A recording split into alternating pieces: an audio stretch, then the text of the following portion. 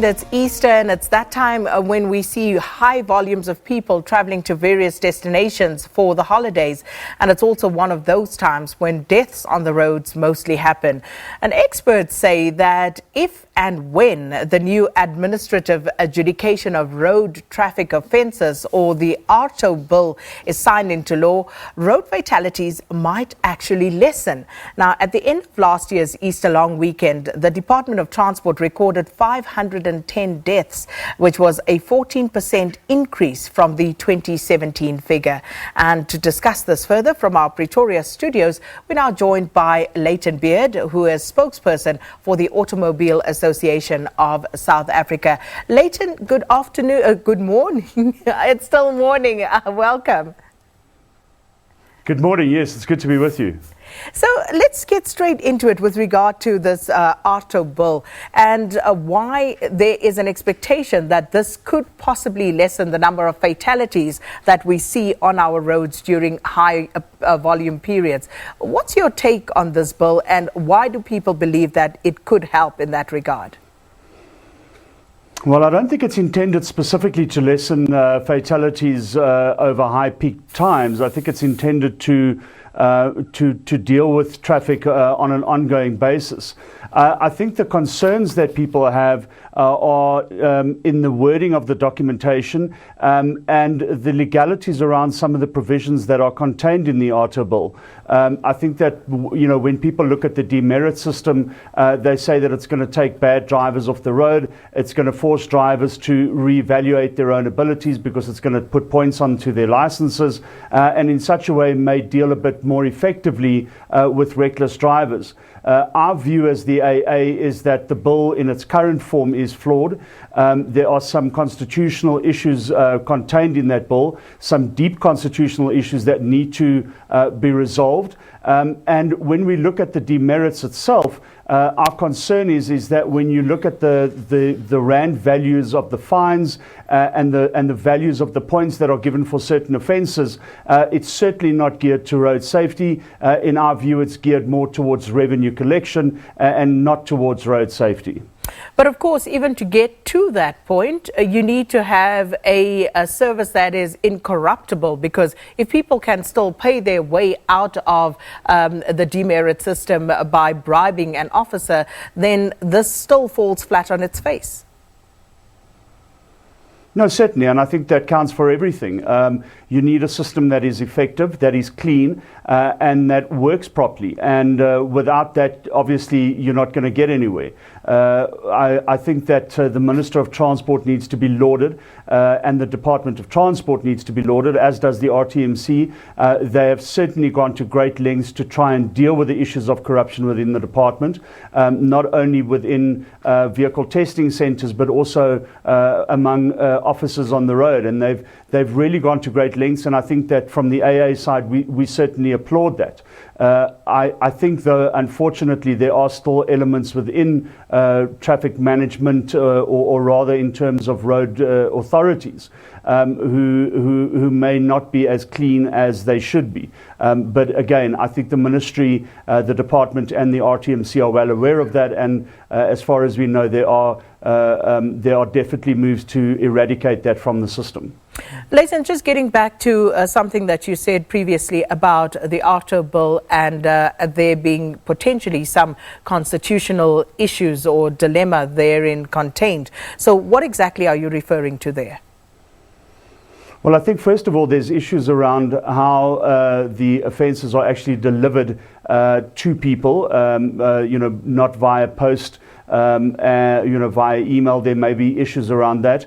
I think for us, the biggest issue is that once a fine has been given to somebody and they want to object to that fine, they need to work through the Road Traffic Infringement Agency, the RTIA, who then effectively will give them permission to challenge that fine. And so you're in a situation where the people who are issuing the fine to you are then in the position to say, well, no, you can't challenge that fine, or yes, you can challenge that fine.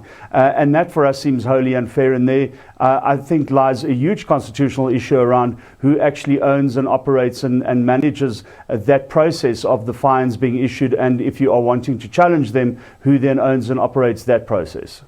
And of course, we do know that we have a huge issue with delivery of post. Our postal services are in a bit of a quandary as we speak. So how does that then impact on the constitutionality and, of course, fairness of this particular process?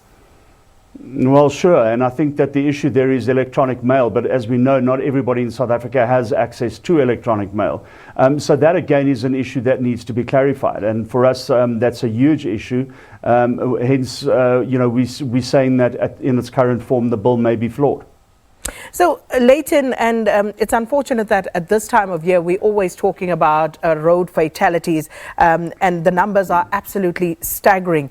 So why, in your opinion, do you believe we are not getting this right? Yeah, it's a very complex question to answer. I think the minister earlier in the week made the comment that road safety is not the government's priority alone.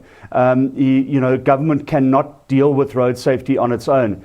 And certainly from the AA side, that is a position we 100% endorse. I think the government has a role to play, and I think government acknowledges that it has a role to play. The biggest issue, though, is the attitude of drivers currently on the road.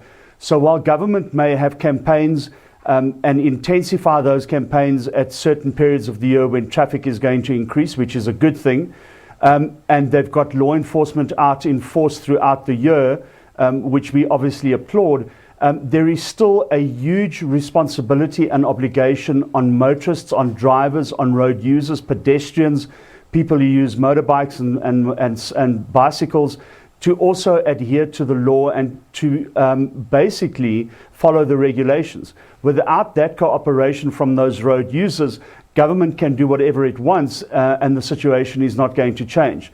So I think in answer to your question, the bigger problem is the attitude of drivers, and not all drivers. I think there are many, many drivers out there who certainly have great attitudes and who drive properly, but there are unfortunately still too many other drivers who think that the rules don't apply to them, who think that they're better drivers than anybody else on the road, and who unfortunately are causing big problems on the road and also for our economy. As we know, the cost of crashes in 2016 was estimated at 143 billion rand to the economy. So that's a huge amount of money that's being spent on dealing with crashes. And I think it comes back to attitudes amongst drivers. And if that attitude doesn't improve, the situation on our roads is not going to improve either. But what do you think can be done at this stage to change that attitude, Layton? Because we've been talking about this ad nauseum and seemingly nothing is changing. You speak about the anomaly of having a huge numbers of forces deployed from road traffic management, and yet people's behavior doesn't seem to improve. Yeah, excellent question. And I'm not sure that I entirely have all the answers to do that. I think an effective law enforcement mechanism is certainly a very important part of dealing with it. A very effective judicial system that deals very effectively with offenders, where people can see that justice is being seen to be done, is obviously very important. And then, we speak about this all the time, and people look at us and it's a cliche and they say, yeah, whatever. But for us, a very important feature of road safety going forward is the education of children as young as 4 and 5. How to be good pedestrians, how to walk properly on the road, how to then, when you get older, how to use a bicycle properly, and then when you get older, driver education in schools, and that starts from a very young age. So education for us is super vital, and then there is this notion that adults and guardians and parents need to be setting an example for children, and I'm not sure that happens in all instances. So it's a combination of making sure that you've got proper road safety education in schools from a very young age. It's a question of driving home the message through campaigns on a continual basis. It's a question of effective judiciary dealing with issues of road safety effectively so that people can be seen to be accounting for their reckless driving behavior. And then obviously it's a question of a very effective and widespread law enforcement across the country. Layton Beard, thanks so much for your time as always. always very valuable insights there in terms of what is happening on our roads, the AARTO Bill, and what that will seek to achieve. And of course, driver behavior, and seeing that people are going out today, seeing that it's a long weekend. Please tell us about the driver behavior and whether you are, as Layton suggests, setting a good example for your children in terms of how you drive. Right, we'll leave that there. Layton Beard of the Automobile Association of South Africa, and it brings us up to news time.